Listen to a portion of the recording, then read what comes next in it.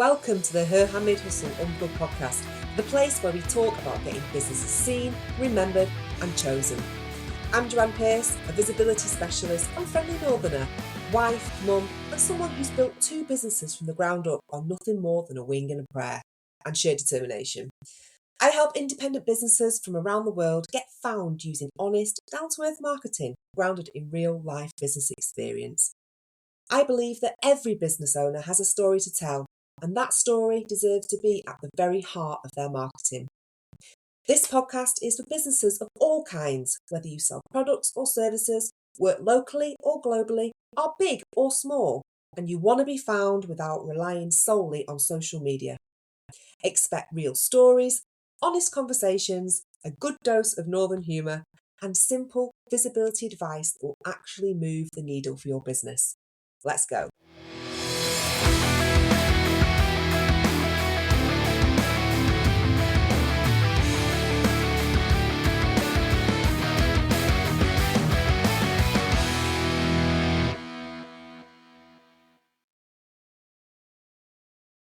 Have you ever had someone land on your website, read everything, maybe even follow you on Instagram, like all your posts, and then just disappear?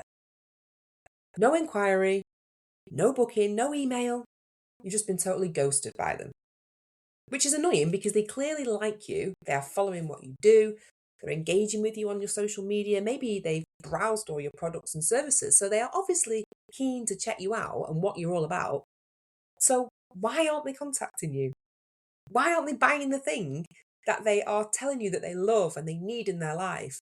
Telling you that they love your content, or they really need to start those Pilates classes like yours, or find an accountant like you to sort the finances out. I don't know. Get a personal trainer, do some strength training because they're perimenopausal and their doctors advised it and it'll make them feel so good. Then why aren't they getting in touch? Because they can see you. That's not the problem. Well, I see this all the time with businesses who are visible. You know, everyone knows them or has heard of them in the local area. They are really professional, they're doing all the right things, yet they're still left wondering why the hell no one is getting in touch. Like, what's the first thing we assume when people aren't beating down the door to hire us to do whatever it is that they need? I'll tell you what it is. It must be our price. We're too expensive. I'm putting people off. No one's got any money because the country's screwed, so unless I lower my prices, I'm never going to get chosen. And the second thing that we assume is that it's us. It's our skill level. That there must be someone else better out there that they're going to choose over us for whatever it is that they need. A baker who can make a better wedding cake than us. A machinist who can create a prettier outfit than us. A gym instructor who is always on social media posting their client results and making reels while they are standing on their head, who are obviously more talented and successful than us. Well, I'll tell you now, that is all bullshit. And here's why. Most of the time, it's not even about price. It's not about quality or even the competition. It's down to psychology. We're all human, and as different as we are, we're all the same in our basic behaviour. When you strip it all back, and I mean right back to our animal instincts, we all react physically the same. We run from danger. Our heart rate increases when we're under threat. Our palms get sweaty. Our breathing becomes faster. The adrenaline rushes to the parts of our body that need to react in order for us to survive. Now, back in our caveman days, as my husband Dave likes to call it, if we were hunted by a predator, we ran. Unless maybe you had 10 kids hanging off your back and your partner had buggered off into the wild to look after themselves for a few nights, maybe impregnating another poor unsuspecting victim, then you might just roll the dice, am I right? Well, it's the same with our thinking patterns, our psychological behaviours. It's like the sheep mentality, isn't it? We see someone doing something and then everyone else follows. So have you ever been in a supermarket queue? Let's say you're in Aldi, right? And you stood there and you're trying to eye up which queue would be better to be in because the one that you're in isn't moving that fast. Although, let's be honest, Aldi are pretty fast, to be fair. But let's pretend they aren't. And someone is holding the queue up with an item that hasn't got a barcode on, right? So you're looking at till number 4 next door, wondering whether you should take all your stuff off the conveyor belt, switch lines because God knows how long Mary's going to take getting the barcode for that random doormat that the customer has found in the middle aisles. It's got no price on it. And Mary's looking pretty pissed off at this point, so it could be a while. And in the meantime, people behind you are jumping ship. Yeah, they're switching queues. They're moaning under their breath. Even that person in front of you has taken her mini cheddars and a bottle of Bailey's or Aldi equivalent off the belt. And she's off. She's off to till number 4. Ooh, mini cheddars and a Bailey's. Sounds like a good night to me, actually. So, what do? You're thinking, well, everyone else is doing it. They must be right. I'm going to follow him. And I'm going to switch to till number 4 because my line isn't going to move anytime soon. And they obviously know exactly what they're doing because they can predict the future. So you move. And what happens? Mary finds the barcode for the doormat on a piece of paper next to the till, scans it, and then she's off. She's scanning items faster than you can say, oh, for sake, yeah? You should have just stayed where you were. We did it once when we were coming home from a day out and we hit some traffic. And we've been stuck there for ages, right? And the map, it was just totally red. You know, and you can just see it like for miles ahead of you. You're thinking, oh God. And it said something like 1 more hour to go on what should have been a 15-minute journey home. And we just saw all these cars turning around in the queue, obviously knowing something that we didn't, and driving off in the other direction, free and clear, off they go. So we copied them. I mean, we didn't know where they were going. We just followed them. And you know what?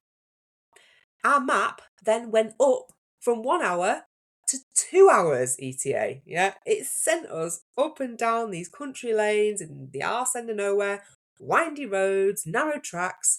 He'd end up chucking up in the back. We should have just stayed where we bloody were. But no, we followed the crowd and we made a decision based on what everyone else was doing rather than what would have been right for us.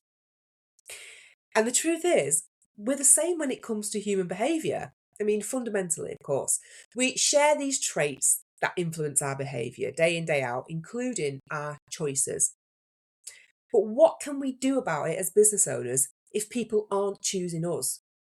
Like, they obviously like us, but unfortunately, being liked is not enough to run a sustainable business. You know, 1,000 likes on your latest post on Instagram isn't going to pay your mortgage, but £1,000 will. And the real fact of the matter is that being liked isn't the same as being chosen. So today I want to talk about why people don't choose you, even when they like you.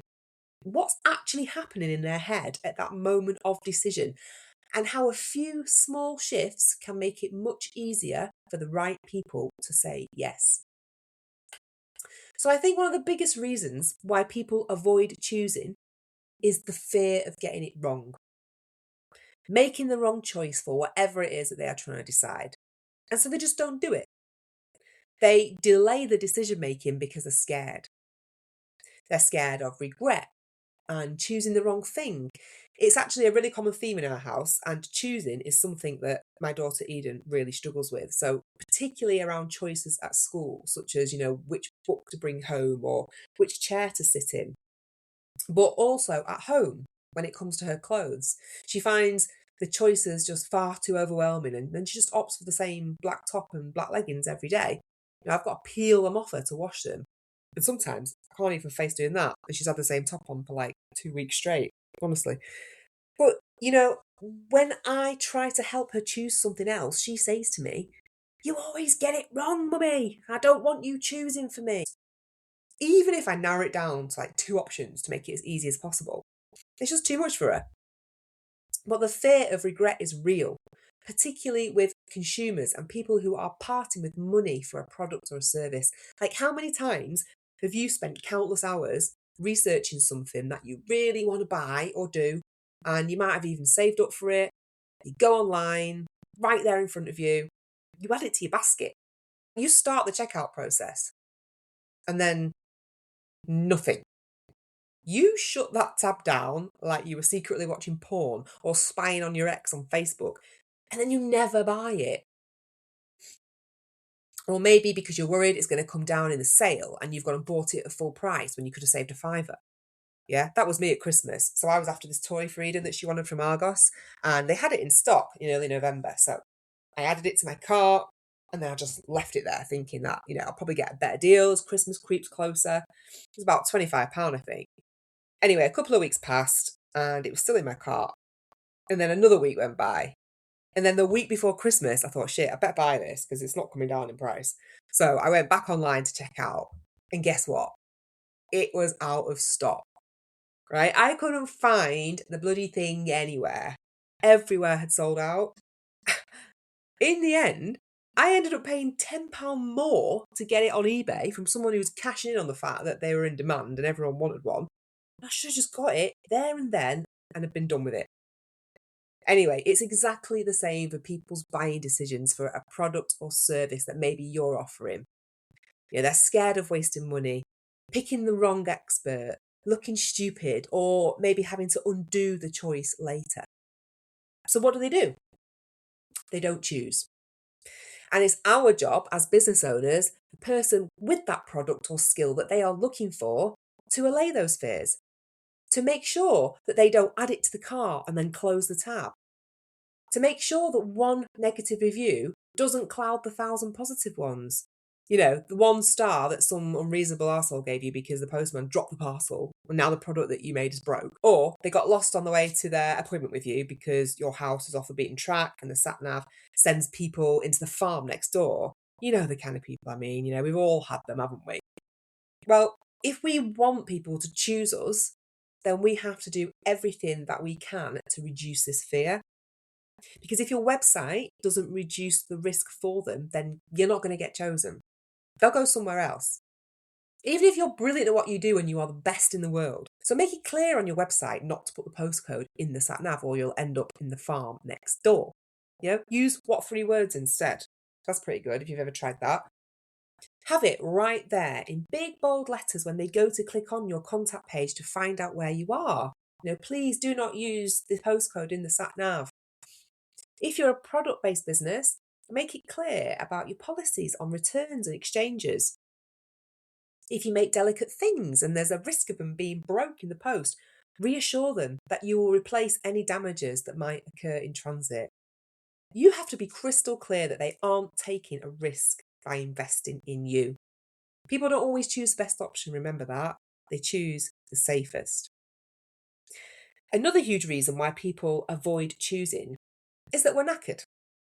Yeah, simple as that. Our brains are fried from the number of micro decisions that we have to make every single day, from what to wear and what to have for lunch, to whether we make a tea or a coffee or go left out the house and over the dog field to Tesco, or we go right out the house, down the passageway and walk along the main road. We're all suffering from what we call decision fatigue. Yeah, it's a real thing. And it affects our customers or clients when it comes to making a decision on whether or not they're going to choose you.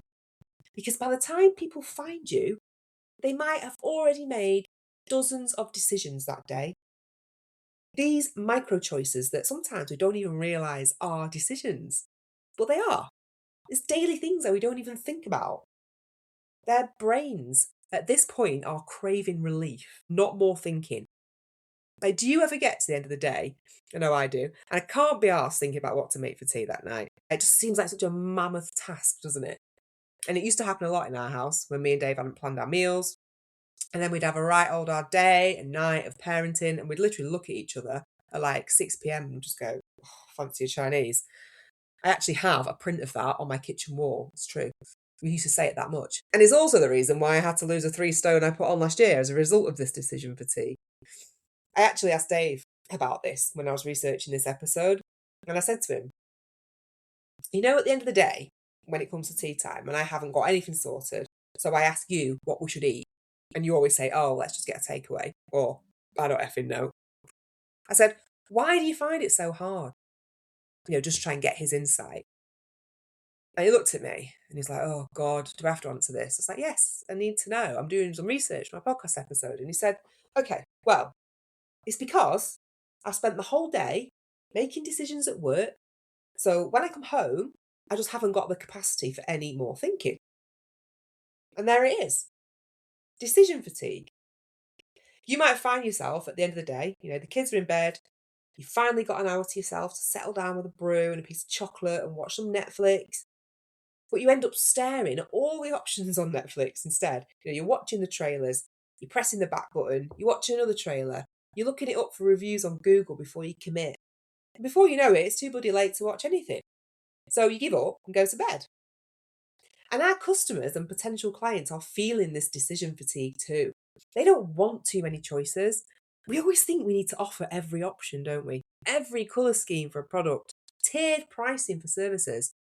Maybe we just need one option and one price for some things. That's it. Boom, done. They want to be told what is best for them. Use simple language, give fewer options, and by being this clear, you're more likely to get chosen because it makes deciding easier. Now, the next thing I've noticed when looking at the reasons why people can avoid choosing you and what you offer is something that I like to call being too British. Now, you don't have to be British to be guilty of this. You can be any nationality, but us Brits are known for it, so I'm calling it this, okay? Also known as the I don't want to bother you syndrome, right? People don't always inquire because they can feel awkward.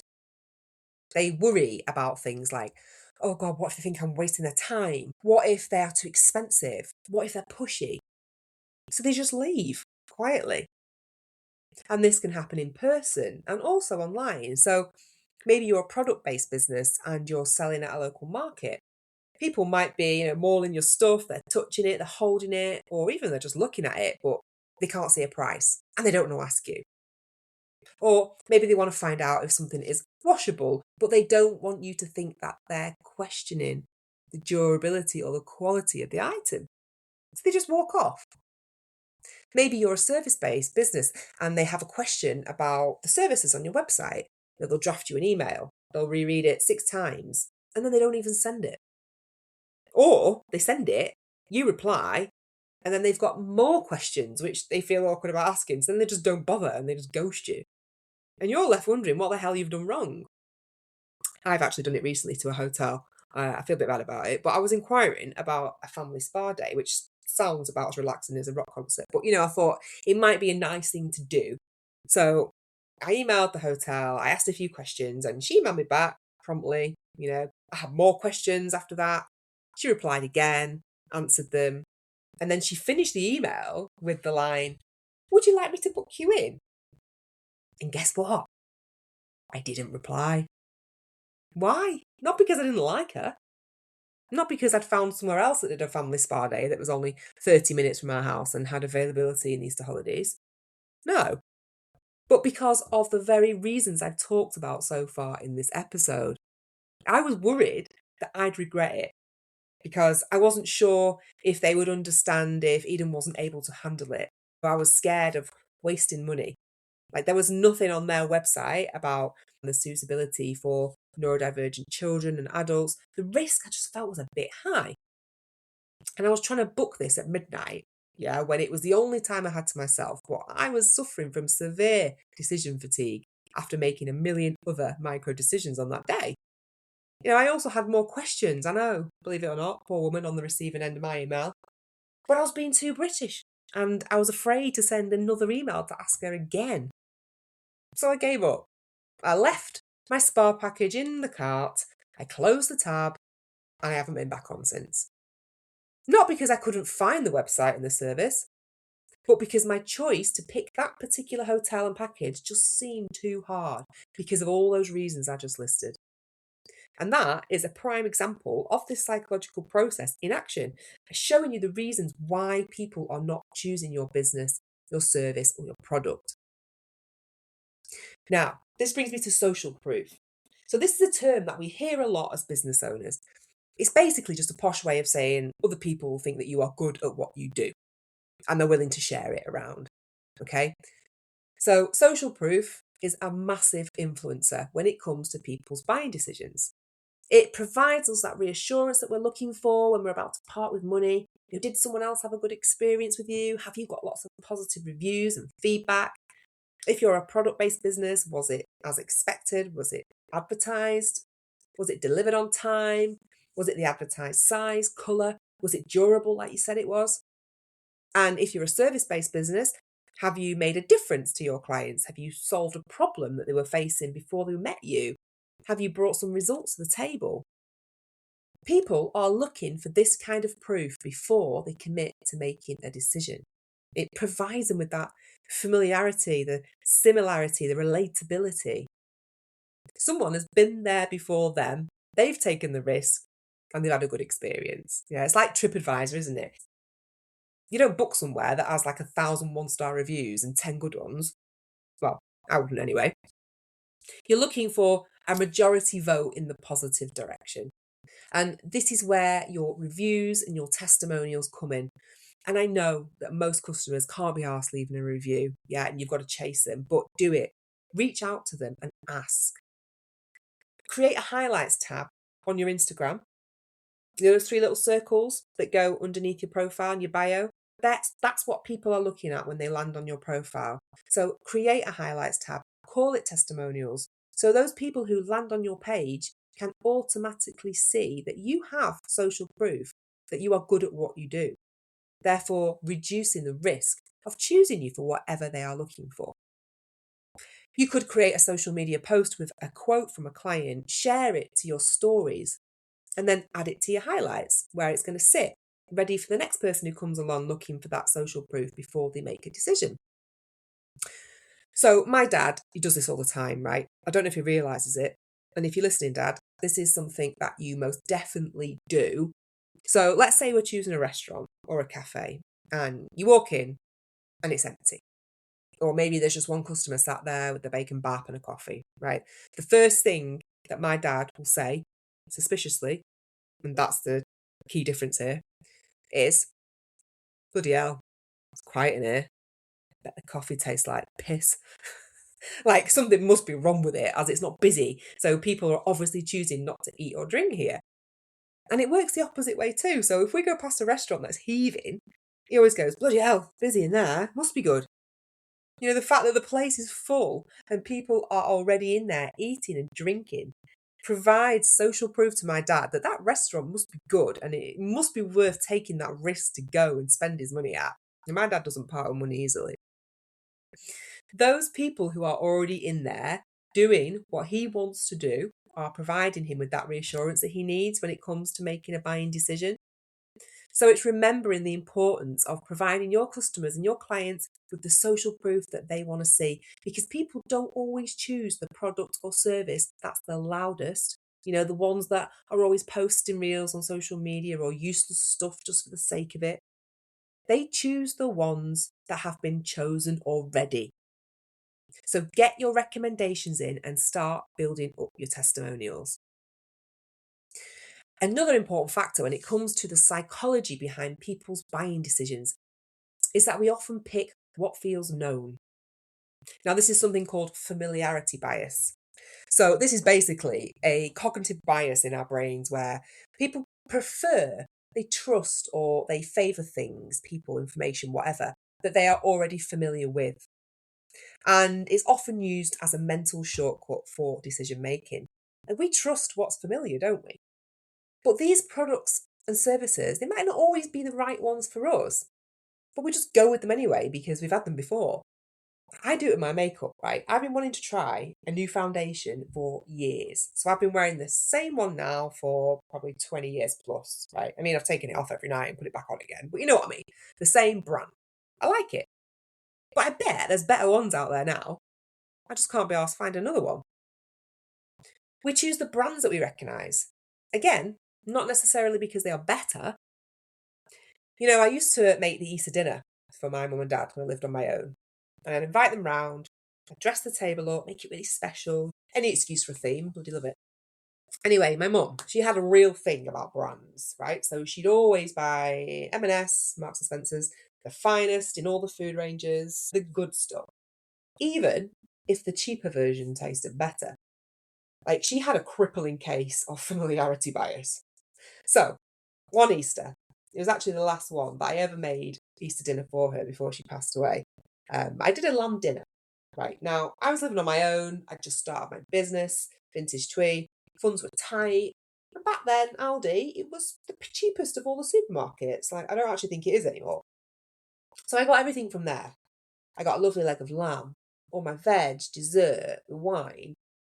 But I didn't tell my mum where I shopped.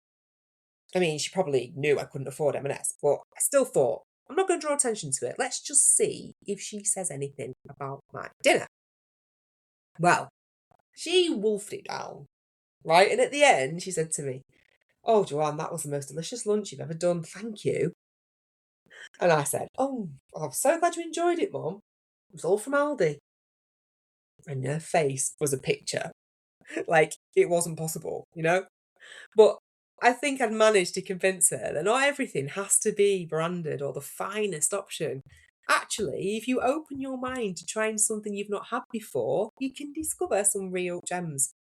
So, tying this in with your business, you have a job to feel familiar to your potential customers, regardless of whether or not you've ever met them. They want to feel like they know you, they can trust you, they'll even say they've never chosen you before. And the way that you do this is by being consistent. So, you want to be repeating your messages, being clear, showing up, and this repetition will get you chosen. If people see you chopping and changing constantly, 1 minute your logo is green, the next it's blue, then you're making jewellery, but the next minute you're baking bread, this unsettles people. You're better off having one thing that you're known for and then putting this on repeat. Repeat, repeat, repeat. For me, it's getting businesses seen. That's my core message. Now, I do it in different ways depending on the business, but it all boils down to visibility and the right marketing. So, becoming familiar to people and feeling safe to them will be one of the biggest influences in whether or not they decide to choose you for your product or service. Now, this next one is massive for me when it comes to affecting my buying decisions. Desperation. Hate it. Right? People are put off by urgency, by pressure, this book now energy. Desperation is loud and it's ugly and it's totally off putting. Like when people say things like, "Get yours before they're gone," or "My order book is filling up quick, DM me so you don't miss out." No thanks. That actually suggests to me the opposite, that your order book is pretty empty and you're panicking. People are drawn to a calm confidence and business owners that don't need to shout. Like, you're there if they need you or if they want you. You don't need to bug them, chase them. I'm not saying you can't follow up on something if you've not heard back from someone that you're waiting on a reply from, but I'm just saying don't be a dick about it. I knew someone who chases people constantly, right, if they don't reply to them. And those people have then come to me and said that they just can't deal with it. It's like harassment. Like, if me and you chat, I'll send you an email, I'll tell you my services, I'll give you my price list, and if you don't reply, then I assume that we aren't aligned and I'm not for you. And that's fine. I'm not going to chase you. It's your business at the end of the day, and you do what's right for you. Like, you can put your stuff out there into the world, and if people want it and appreciate you and your value, they'll come and get it. You shouldn't have to be pushed into buying something or working with someone. It actually happened to me quite recently, and I totally regretted it. And I was so mad at myself for not standing up and saying, "Actually, this isn't right for me. Thanks, but no thanks. I'm walking off." Instead I lost a lot of money, time, and confidence because I felt pressured into doing something that I wasn't sure was right for me. And after that experience, I said to myself that I never wanted my clients to feel that way. People will choose you if you feel steady, predictable, not frantic. And sometimes when you stop trying, things happen more. That's always been the case for me. It's the same when you're looking for love, isn't it? You stop looking and then you meet someone. Feeling understood. Yes, this is the fastest way to be chosen. Your job as a business owner is to help people think, "Oh, this is for me." Now, there's a psychology behind this, and it's not about fooling people, not at all. It's about connecting with them on a level that makes them feel understood. And that's something you can't fake, right? So you're never deceiving anyone. You either get each other or you don't, in my experience. You either gel or you don't. And there are really clear ways to communicate to someone that you get them. You need to make sure that when you're talking to them, or you're trying to help them solve whatever problem that they have that they've come to you to solve, that first of all, your tone feels human. You're approachable. You're there to listen to them and understand, because it's not about you. It's always about them. Use a language that mirrors their thoughts. Let's say they are trying to figure out if you're the personal trainer for them, but they are unsure and they're worried about so many things surrounding the commitment of signing up or the cost. And then you can show them that you understand by mirroring back what they've told you. I know you're worried about the cost, but is there anything else that you can cut back on that would mean you can then afford to spend this £30 per session with me? Let's think about it together. I probably spend that a month on coffees, I won't lie. Dave actually said to me the other day, he said he couldn't afford a gym membership, which is like £25 a month, right? I said, listen, Dave, you buy a pack of 4 cans of beer at the weekend, it's £6 a pop, right? And then you might get a couple of bottles midweek as well. So you're spending at least £10 a week on alcohol. And that's on a good week of parenting. So times that by 4 weeks, and there's your gym membership, plus like 15 quid change. Let people know that you understand them by showing them that you understand their problems and their worries. And it's not the first time you've heard them. They are scared of commitment. Acknowledge it. Tell them that it can seem like an investment. But do you know what? It's not a risk because you offer a rolling monthly contract for flexibility. So if they change their mind or some months they just can't afford it, they've got that option. You understand that kids get ill and they might have to cancel their session on the same day. It happens to you too, because you're a mum, you're human.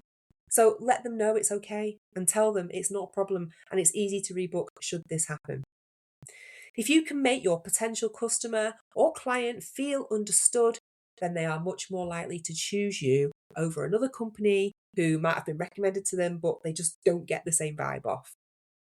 There's something quite moving, I think, about being oddly seen by a stranger. Don't you agree? Like some kind of unspoken connection occurs, and I just find it really reassuring.